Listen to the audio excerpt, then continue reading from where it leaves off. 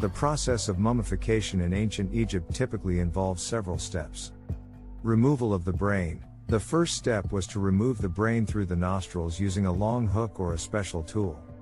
Removal of the internal organs. The internal organs, except for the heart, were removed through an incision in the left side of the body. The organs were then placed in jars called canopic jars, which were typically made of stone or pottery and had lids that were shaped like the heads of the four sons of Horus.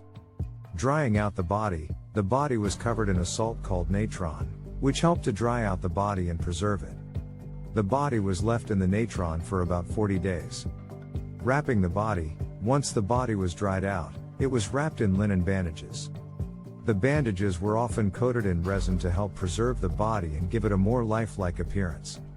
Addition of amulets and jewelry. Amulets and jewelry were often placed on the mummy to protect it in the afterlife. These included scarabs, which represented the god Khepri and were believed to provide protection and guidance, and Ushapti figurines, which were believed to serve the deceased in the afterlife. Placing the mummy in a coffin. The final step was to place the mummy in a coffin, which was often elaborately decorated with scenes from the Book of the Dead and other religious texts. It is important to note that the mummification process varied somewhat over time and across different regions of Egypt. Additionally, the mummification process was typically reserved for the elite and wealthy members of Egyptian society.